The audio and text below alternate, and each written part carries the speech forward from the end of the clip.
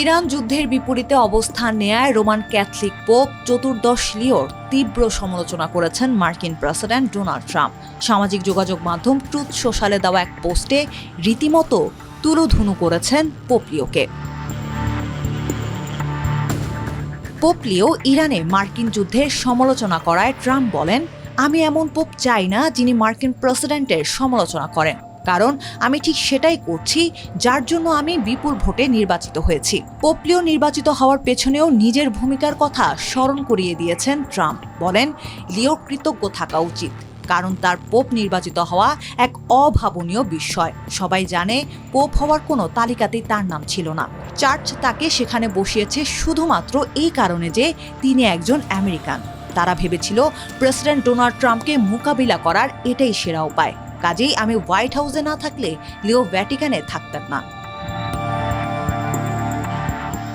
সাবেক মার্কিন president Barack ওবামার ঘনিষ্ঠ সহযোগী ডেভিড অ্যাক্সেলরডের সঙ্গে পোপের সাক্ষাৎ নিয়েও ক্ষোভ ছাড়েন ট্রাম্প।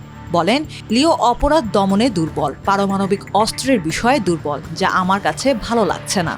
তেমনি এটাও ভালো লাগছে না যে তিনি ডেভিড অ্যাক্সেলরডের মতো ওবামা সমর্থকদের সঙ্গে দেখা করেন, যিনি কিনা বামপন্থী এক পরাজিত ব্যক্তি এবং গির্জার উপাসক ও ধর্মযাজকদের গ্রেপ্তার করতে চেয়েছিলেন। শিকাগোতে জন্ম নেওয়া প্রথম মার্কিন বংশোদ্ভূত পোপ লিওর প্রতি ট্রাম্পের এমন ক্ষোভের কারণ ইরান যুদ্ধ। শুরু থেকেই যার বিরুদ্ধে অবস্থান পোপ লিওর।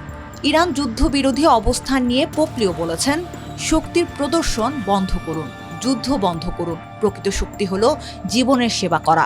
এছাড়াও সম্প্রতি ইরানের পুরো সভ্যতা ধ্বংস করে দেওয়ার ট্রাম্পের হুমকিকেও সম্পূর্ণ অগ্রহণযোগ্য আখ্যা দিয়েছেন পোপ লিও। বিপরীতে শান্তির বার্তা দিয়ে তিনি বলেছেন, যাদের হাতে অস্ত্র আছে তারা তা নামিয়ে রাখুক, যারা যুদ্ধ করার ক্ষমতা রাখে তারা শান্তির পথ বেছে নিক। সেই শান্তি যেন জোর করে চাপিয়ে দেয়া না হয়, বরং আলোচনার মাধ্যমে আসে। অন্যদের দমন করার ইচ্ছে নয়, বরং তাদের সঙ্গে সংযোগ স্থাপনের মানসিকতা থাকা উচিত।